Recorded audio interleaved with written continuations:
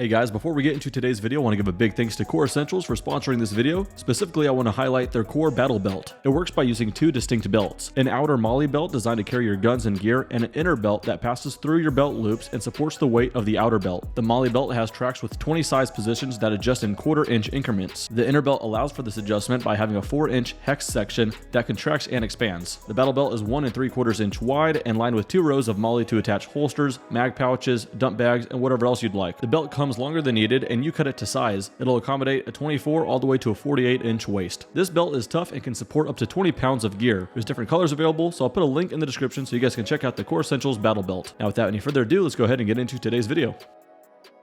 Hey, what's going on guys? Brandon here with Texas Plinking, and in this video I am going to showcase something I've thought was interesting for a little while, and for some reason there's just not a whole lot of content on it. In short, you saw the title and thumbnail. This is an AK that takes AR mags, and so for that it shoots the 5.56 NATO. Kind of cool. You often hear the term it's a cross between an AR and AK, and that can mean a lot of things. Sometimes it's an AR that shoots 7.62 by 39 like the AK does, in the form of a weird mag or the AK mag going in the AR. That could be a CMMG. I've seen Palmetto State do that as well. And that's a pretty cool proposition. AR control shooting a 7.62 by 39. And in case you're new to the subject, here's a visual real quickly.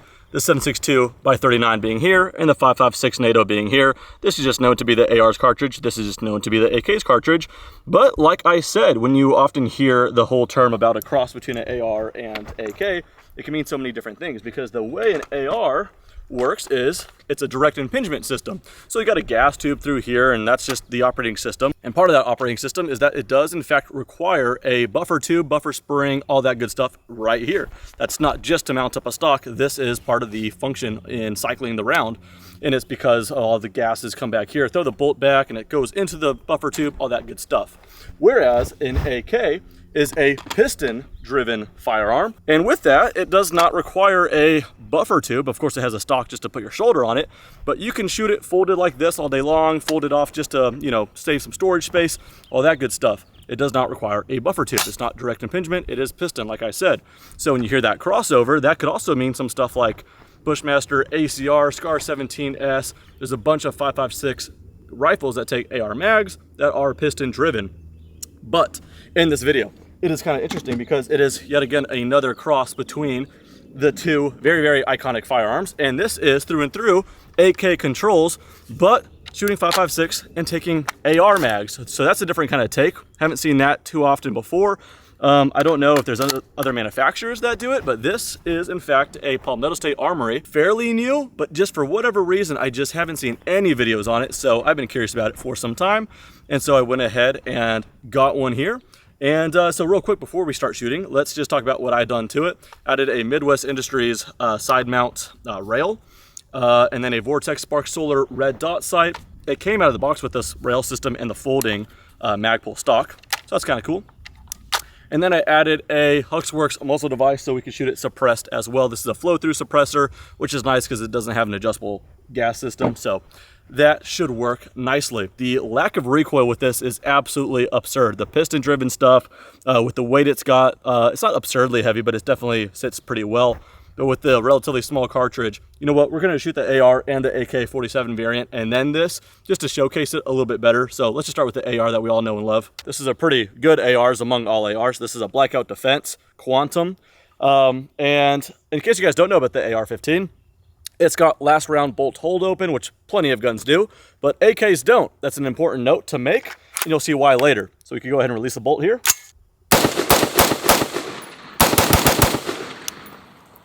Again, in the world of ARs, this was a really good one. Not just because the rifle itself, but great muzzle device. So very flat recoil impulse. Pretty concussive with it as well. It cycles quickly, and it's just nice and controllable, this one in particular. Let's go ahead and go to an AK-47 here. Now the operating system here, to rack the bolt and load it, we have to put it on fire. And that way we're free to do this. There is no bolt hold open, so what we do is we just take our mag, we rock it in like this. Here, click. Rack it, and now we can put it on safe if we wanted to. And we should probably power this guy on. And so that was the last round. Bolt stays forward because there's no last round hold open, like I said. So that's the operating system of an AK. Now, in the world of AKs, this is also a pretty good one. This is a Palmetto State Armory GF3 with the Midwest Industries muzzle device that really mitigates recoil of this 7.62 by 39. Otherwise, it would have more recoil. So now, check this out. This is an AK in that same operating system, but it does have last round bolt hold open, because that's just something within AR mags. And to activate it without a last round is you pull back on the charging handle, press this thing up, and then it locks back. And you'll see on the last round of this mag, it will lock back as well. That's pretty neat if you ask me. You got an AK that locks back on the last round. What you could do is just get the bolt started like this and let it go, or bring it down here. And you can see the lack of movement when the bolt went forward. This thing does not kick all that much. Again, we're just gonna put them into the rocks.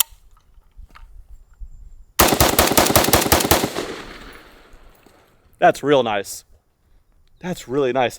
It's as controllable as that particular AR, but in a softer manner. The AR, I think, cycles faster, and this almost just feels like there's a shock absorber between you and the rifle. It just is so sweet and soft, and that is only amplified when we add a suppressor to it. So let's go ahead and do that. I should mention, out of the box, it comes with a nice muzzle brake, but I'd never shot with that muzzle brake. Ports on the side, ports on the top, so it should make it even flatter shooting than what you just saw. This is not a muzzle brake, it's a flash hider from Huxworks. So I thought I'd mention that. But when we add the suppressor, it does make it ever so slightly softer and, well, quite a bit quieter as well. As I do that, I want to thank Silencer Shop for sponsoring this video. I've said it before, I have been using Silencer Shop far before they ever sponsored anything here. And they're out of Austin, Texas, so local support's always cool. But even if you guys are not in Austin, Texas, you guys can utilize Silencer Shop in the kiosk that they have to make the ownership process of obtaining suppressors, short-barreled shotguns, short-barreled rifles, pre-86 fully transferables, much more simplified through their e-form process and everything else that they have. On top of the fact that they're a retailer with a nice selection, I got this Huxworks through them as well. So, with my own money, again, way before the sponsorship. I love Silencer Shop, everything they do. So I love that they're on board here. So again, big thanks to Silencer Shop for helping support what I got going on here. With that said, let's just go again. We'll shoot steel later, but into the rock so you guys can get an idea on the sound difference and the recoil impression here.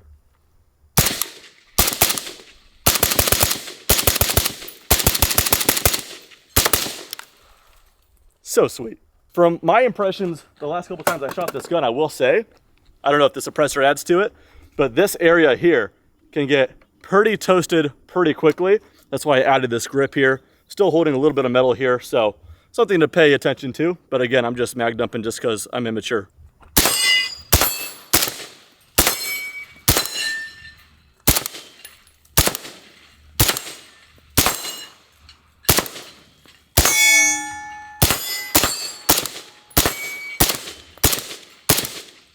Come on. There we go. It's smoking now. Yeah, that is toasty. I spray painted this myself, so I'm trying to get some rounds through it, get that paint worn in, give it a little bit of that patina. Damn, that thing is smoking from way back here as well. Yeah. Toasty. Yeah, I will say, this system does get real hot around here. I try to go back to unsuppressed to see if that continues through that as well. It might just be that suppressor. All right, it's gonna be a little while before that suppressor cools down enough to take it off. So let's just pass some time shooting the GF3, because I've actually never zeroed this thing in. So it's probably a good opportunity to do that right now. Let's go for that swinger here. All right.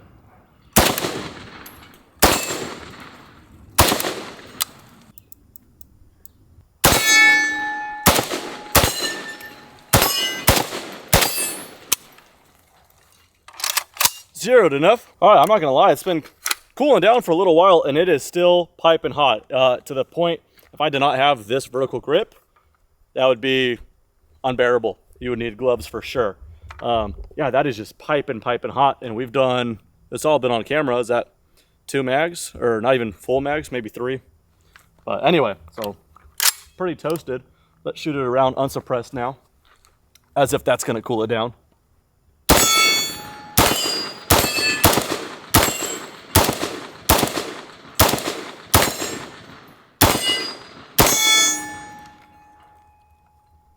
Yeah, that is toasty.